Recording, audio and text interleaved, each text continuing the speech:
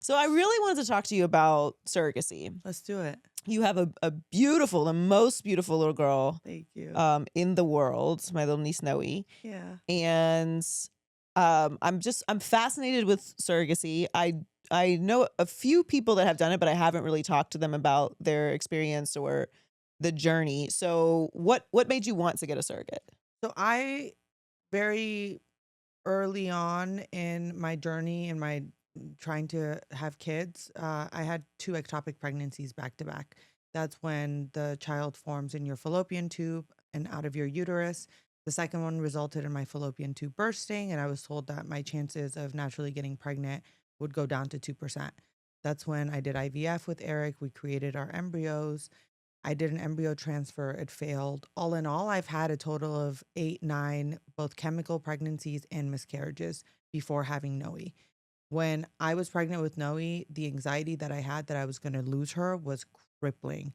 I'm saying every time I would go to the bathroom when I would wipe, I would expect for there to be blood. There was just this feeling that I am not going to ever be able to become a mother, so much so that I took a break from practicing because so much of my job was emotional based and I just couldn't bring that over.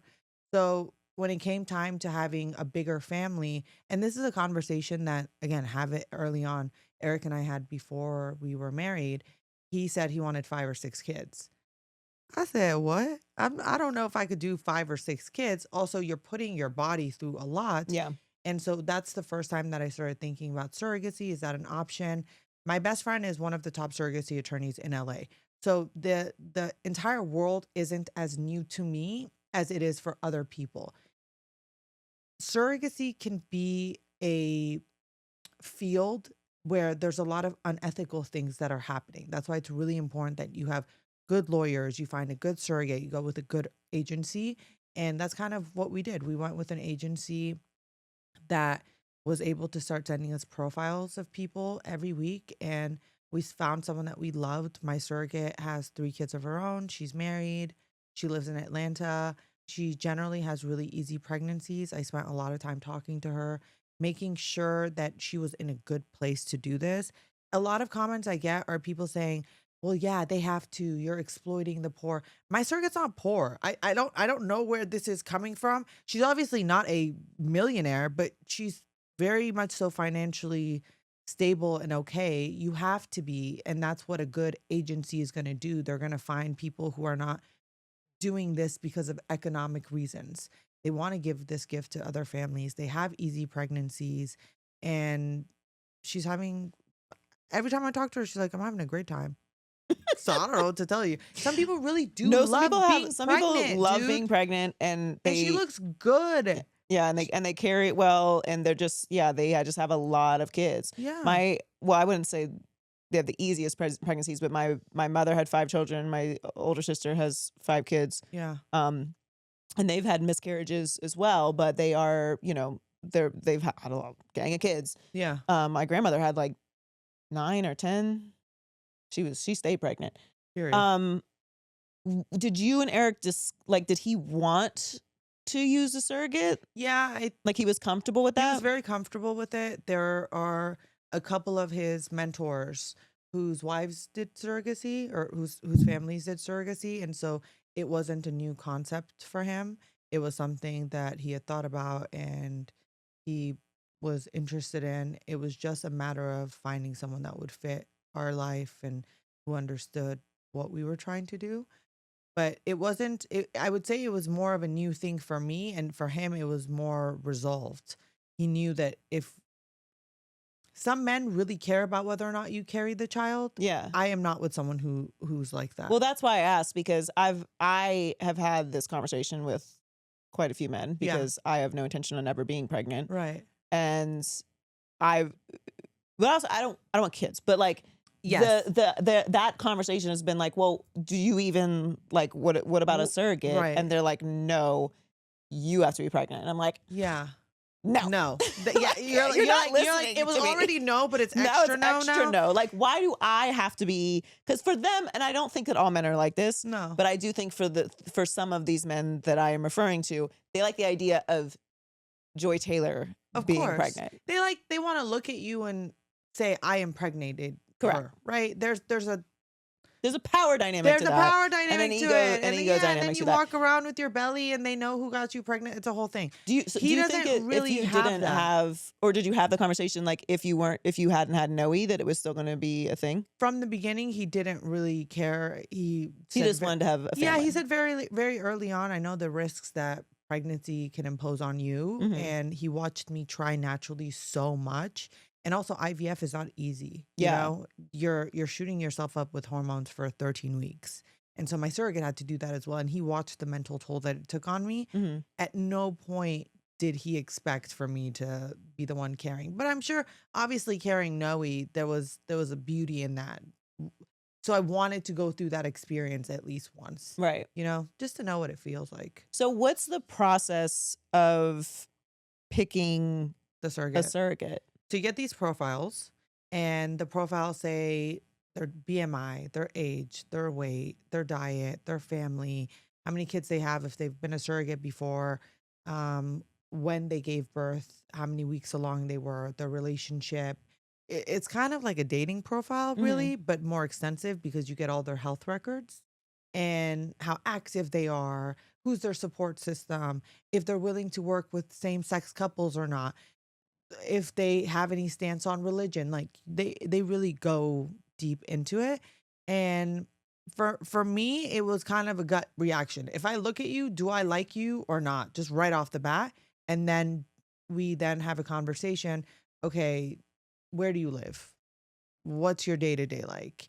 What's your day job? If you're always on your feet, I don't want you to be constantly stressed and worried. How many kids do you have? Do you have a support system? Are you in a toxic relationship or not? Because the last thing I need, are you single, right? Are you having sex with a lot of people? All of these considerations go into place. And I wanted someone who had a stable partner, is having sex with that one person, Mhm. has kids of their own, and you have to, as a surrogate, you have to have kids of your own, has kids of their own, has a support system, and just kind of has a well Why do you functioning have to life. have kids of your own? I think part of it is so that you know what it feels like when something is yours. If this is the first time you're carrying, that's a lot of hormones. Ah. And so you might have an unhealthy attachment to someone else's child.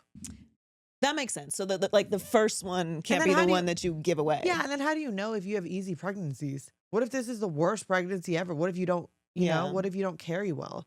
Now you're on bed rest. Now it feels unethical that you're pregnant and that Yeah. you're carrying our child, all of that. So What's the legal process? Like, what's the process once when will she you gets be pregnant, there when she gives birth? yeah, so a lot of this is up for negotiation.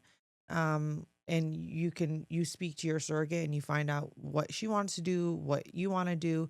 So you start having a conversation. And for example, my surrogate's in Atlanta. So she's typically given birth at 37 weeks. So around 37 weeks, I'm probably going to pack up and go to Atlanta and wait because I don't want to miss her giving birth. She has also had 3 kids, so it's giving my son will be born in 22 seconds. Like that, Right. that boy's about to slide out. So I go there and I wait. And the conversation that her and I had was, if they allow only 2 people in the room, who do you want those 2 to be? Do you want it to be your husband and me? Do you want it to be me and my husband? And so we decided that she would, depending on how she was feeling, she would decide between the men, but that I would definitely be in the room with her. And then we started doing the paperwork with another lawyer in Georgia ahead of time. So the hospital already knows this is our child. Mhm. They're not about to track us down and say, where are you going with that baby? As soon as baby boy is born, I'm in the room and I'm in a robe and he immediately comes onto my skin for skin to skin contact. And do you talk about, like, what is gonna happen afterwards? Like, he's not gonna have any contact, or Yeah, what are you gonna do with that? that's something that she's open to. She said that she would love to get some pictures here and there. That really depends on who you are as a person. I formed a relationship with her. Her daughter's birthdays have come up, so I've sent gifts over. I sent her to the spa every couple of weeks. That's my friend, Mhm. and she's giving me this gift now. So the least you could do is send a picture once a year on a birthday. Yeah, yeah, yeah. I mean, I think But that's no, fair but too, but some people don't want but to do is it that. is it like, does that form an No. unhealthy attachment, you think? Okay, that's fair. For some people it does. which is why some families, they say, once give us our baby and goodbye. We don't even want to talk to you. They don't Right. check on the surrogate. They don't check on how she's doing. It's just That like, yeah, that feels feels very weird to impersonal. me. It feels very, I'm using your womb, but in an unethical way. Yeah. I think there's a way that you can do this in a kinder, more human way. But you have like full legal I have protections that, full legal protections. yeah. Like she can never come up and like claim. No, because it's my embryo, right? So in Mhm. the contract, it already says that this embryo was created using my egg and his sperm. It's my baby. And then, the date that it was implanted in her. There's so many legal steps that you have to go through. And because my best friend is my attorney, she just kind of handled it all, didn't really bother me with it. Yeah. But there's so many people who have to sign off and who have to attest and say, I did this and I implanted and it is the embryo and whatever, so many times. And they also provide for the surrogate therapy once a week in order to make sure that they understand what's going on and that they're Mhm. processing things correctly. It's so fascinating. It's really crazy. I'm not going to lie to you. As someone who's doing it, again, this is what I mean by I feel like the oldest child because I don't really have anyone to talk to about this as well. There's a lot of fears that I have, right? I'm a mother. What if baby boy is born and she's going through such a rush of postpartum that she feels like she wants to see him more? Or what if I don't form that attachment right away? What is it going to feel like? Am I going to compare it to the way that I had Noe and the way I felt? Yeah. There's all of those feelings. Yeah. And Noe's actually still very little, so it may not necessarily be such an adjustment for her. Yeah, less about Noe and more about how I felt when I gave birth to Noe. Yeah, yeah, yeah. Will I feel the same way? I don't know. It might be different from the articles that I've read and the friends of friends that I've talked to. They say that it takes a second for some people and that's okay. Do you feel any sense of judgment, or have you experienced any judgment from like people that you Yes. care about, not like the internet? People that I care about, no. And if they do, they're probably too scared to tell me anything. No, but I mean, like sometimes people's families people get even weird about IVF, which I think I'm like, can you guys make up your fucking mind? Yeah, You do you want want us to everybody to have have kids, but children? now nobody's supposed to do IVF. You want everybody to Yeah. have families, but nobody's supposed to do a surrogate. Like everything's Yeah. got to be Oh, natural, like natural. Job or something. Yeah. Okay, fuck off. I haven't, no one has said anything to me, but I think again, it's the way that I live my life. It's not up for discussion. My surrogate is pregnant. I don't really give a fuck how you feel. I'm notifying you. It's not a conversation. Right. I definitely don't think it was my mom's first option, but it also wasn't a thing that she had a problem with. She knows the fertility journey that I've Yeah, it's had. like, do you want more grandchildren or not? Because this In is a the only safe way, way. yes or not? Yeah, I'm glad that you're prioritizing your health and all of it too, because like, Yeah. everyone wouldn't know.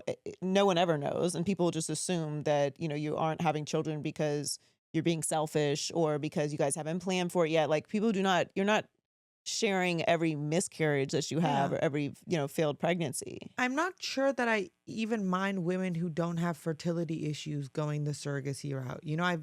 I have a couple of guy friends and they told me that they've been going on dates recently.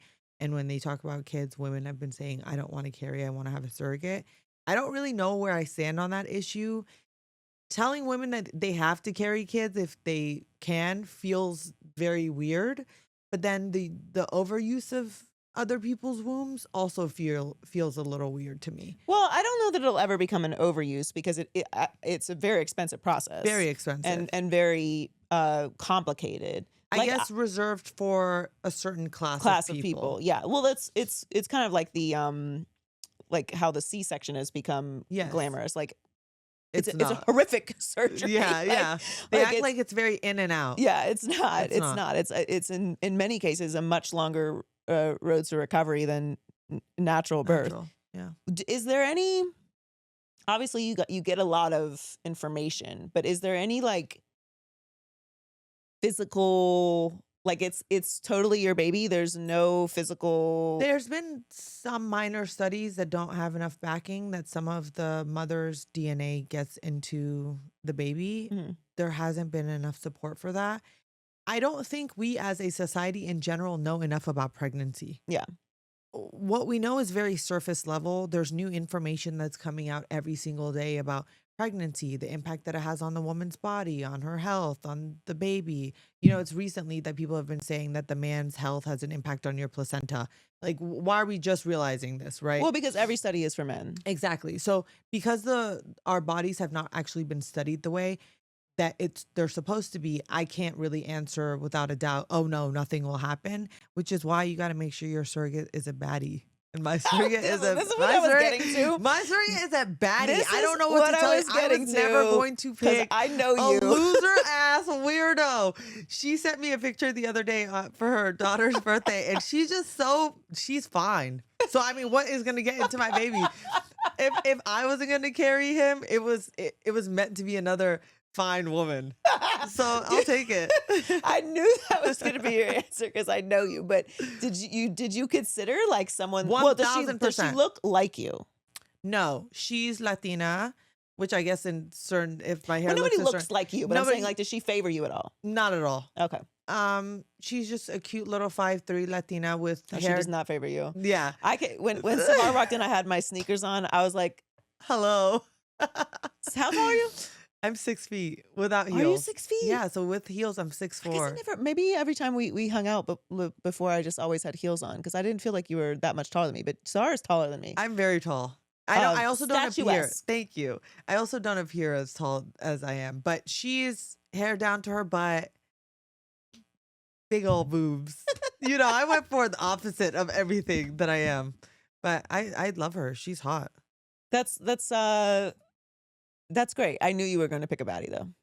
I couldn't. Like when I said I had gut reactions, I have to aesthetically favor. You're carrying my child. You know what also, I mean? I mean, I'm not having children, but like, if you're judging, I don't care. Like, you should, your child should be if you're going to get a surrogate in every way, something that you feel comfortable with. Yeah, judging. What are you judging? I don't want an ugly surrogate. It's my surrogate.